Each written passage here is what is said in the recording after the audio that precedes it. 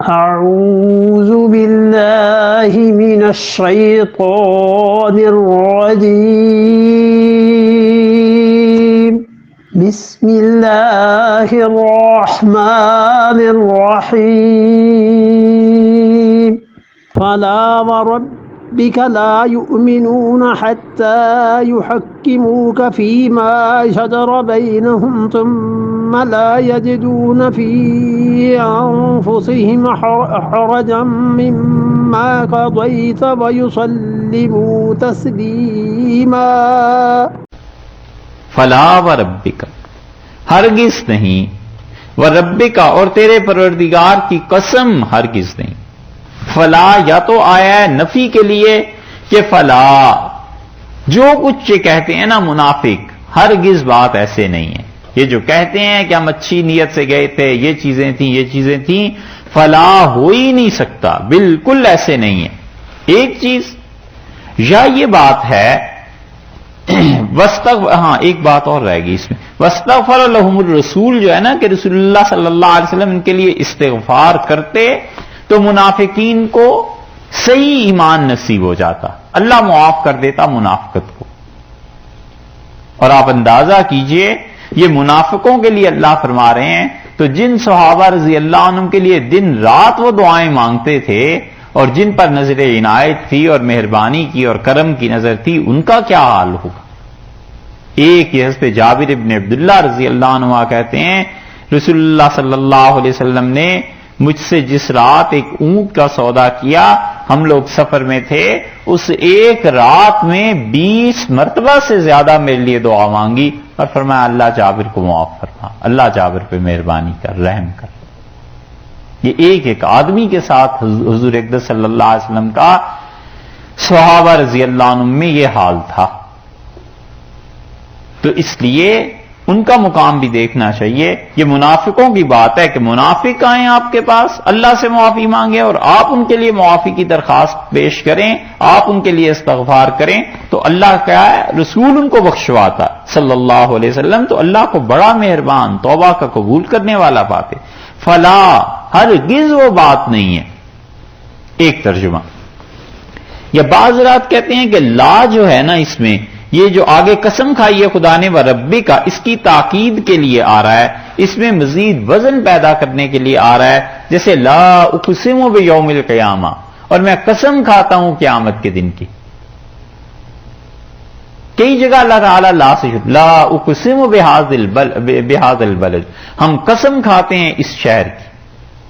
تو لا جو ہے عربی میں نفی کے لیے بھی آتا ہے، اور لا کبھی کبھی قسم میں تاکید پیدا کرنے کے لیے بھی۔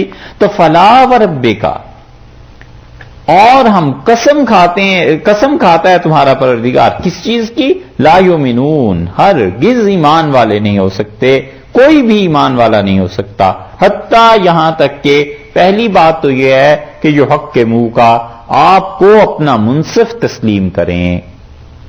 آپ کے بارے میں ان کا ایمان نہیں ہوگا جب تک کہ آپ کے بارے میں وہ یہ نہ جانیں کہ آپ منصف ہیں، آپ فیصلہ فرمانے والے ہیں۔ جو حق کے منہ کا، حکم کا ماننا، تسلیم کرنا، یہ چیز ہے۔ اس لیے اولو الامر بھی جو ہے، جو صاحب اختیار ہے ملک میں کسی بھی شعبے میں، اس کی بھی اطاعت حضور اقدس صلی اللہ علیہ وسلم کی اطاعت کے ضمن میں ہے، اس کے ساتھ مشروط ہے۔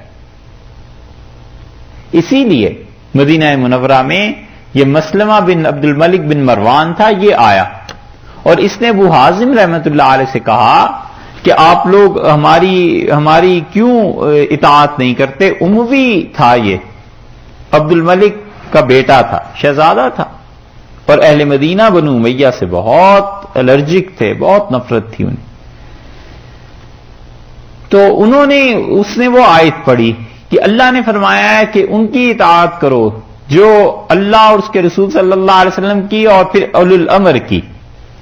تو انہوں نے کہا یہ جو اگلی آیت ہے نا، اس میں اللہ نے اپنا ذکر کیا اور اپنے رسول صلی اللہ علیہ وسلم کا، اسی آیت نے ہمیں روک دیا ہے کہ تمہاری بات مانیں، کیونکہ اس آیت میں یہ آ گیا ہے کہ جس چیز میں ہمارا جھگڑا ہو ہم اس کو اللہ اور اس کے رسول صلی اللہ علیہ وسلم کی طرف لوٹا دیں۔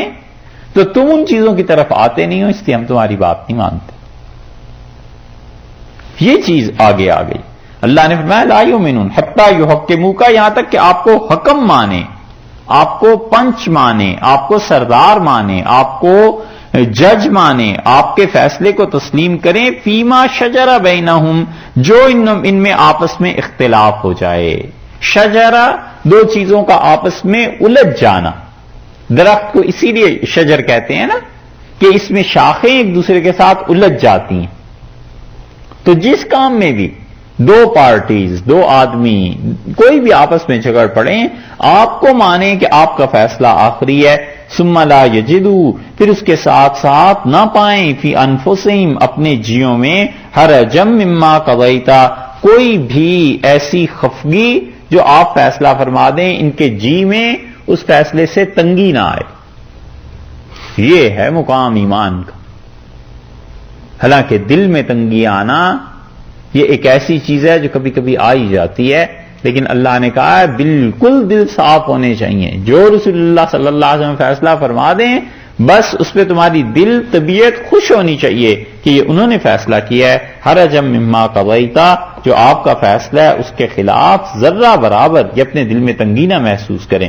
وَيُسَلِّمُوا تسلیما، اور تیسری بات یہ ہے کہ پورا پورا آپ کو قبول رکھیں مان کر. وَيُسَلِّمُوا، آپ کے فیصلے کو قبول کر لیں، تسلیما مان کے. اس بات کو مانیں کہ رسول اللہ صلی اللہ علیہ وسلم ہر معاملے میں ان کا حکم آخری حکم ہے، بس اس چیز کو وہ مانیں گے. اسی لیے کتنے ہی فیصلے خلفائے راشدین کے سامنے آئے، اور جب پتا چل گیا کہ رسول اللہ صلی اللہ علیہ وسلم نے یہ فیصلہ کیا ہے، انہوں نے کہا بس اس کے بعد چھوڑ دو، ان کا یہ فیصلہ ہے، بس یہ کافی. حضرت عمر رضی اللہ عنہ گئے تھے بیت المقدس کی چابی لینے، اور جب وہ واپس آئے ہیں تو حضرت معاذ ابن جبل اور حضرت ابو عبیدہ رضی اللہ عنہم یہ حضرات تھے، اور طاعون پھیل گیا راستے میں. شام جرف ایک جگہ تھی، وہاں پہ طاعون کا بہت زور ہوا. طاعون پلیگ بھول گئے، ابھی تو ہندوستان میں آیا تھا.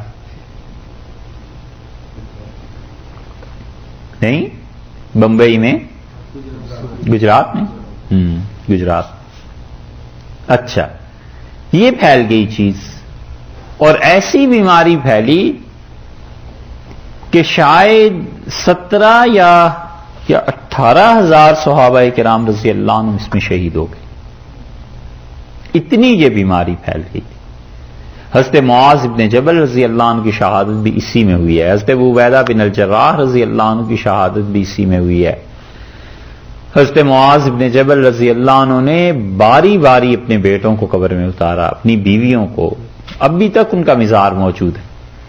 تو معاذ ابن جبل رضی اللہ عنہ نے اور حضرت ابو عبیدہ رضی اللہ عنہ نے کہا کہ امیر المومنین کو کہیں یہاں آ جائیں. حضرت عمر رضی اللہ عنہ تک جب اطلاع پہنچی کہ بیماری ایسے طاعون پھیل گیا اور آپ کو سب لوگ یاد کر رہے ہیں، تو حضرت عمر رضی اللہ عنہ کا میں تو نہیں جاؤں گا. پھر اطلاع آئی کہ آپ کو بلا رہے ہیں. آپ نے فرمایا میں کیسے جا سکتا ہوں، وہاں تو ہر طرف موت ہے. تو حضرت معاذ رضی اللہ عنہ نے بڑے سخت جملے کہے.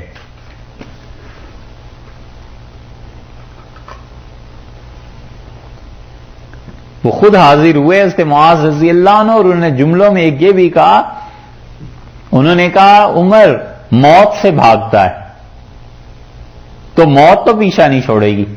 تو حضرت عمر رضی اللہ عنہ نے کہا نہیں، عمر موت سے خدا کے دوسرے فیصلے زندگی کی طرف بھاگتا ہے، وہ بھی خدائی کا فیصلہ ہے، جتنے دن اس نے مجھے زندہ رکھنا ہے.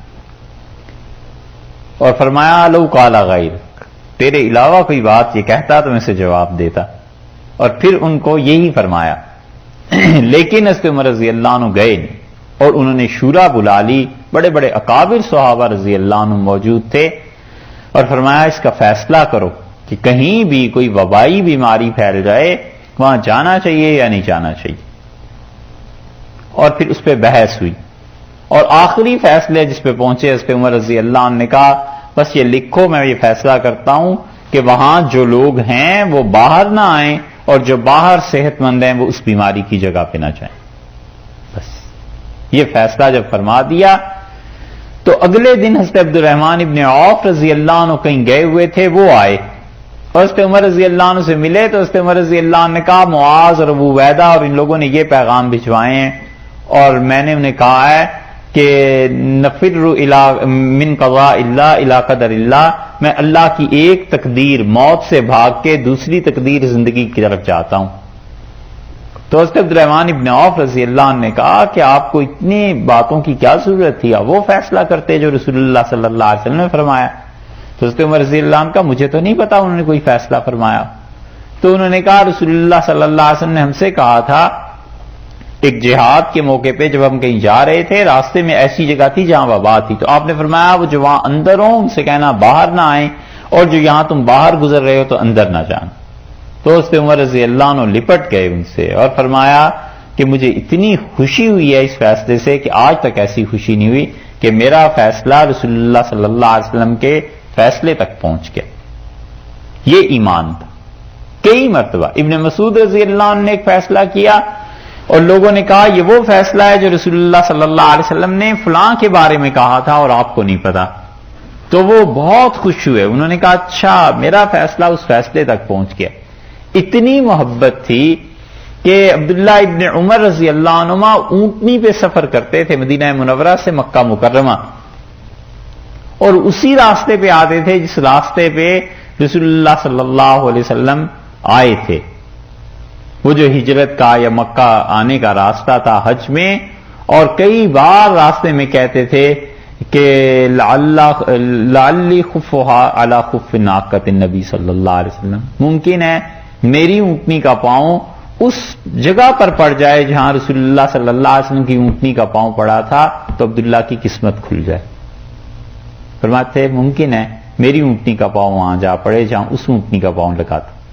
اتنا تعلق تھا. اسی لیے اللہ نے کہا کہ لا یجدوا فی انفسہم حرجا مما قضیت، جو فیصلہ آپ کر دیں دل میں اس کے متعلق کوئی تنگی نہ محسوس کریں، بس یسلموا تسلیما، اور فیصلے کو پورے کا پورا مان لیں.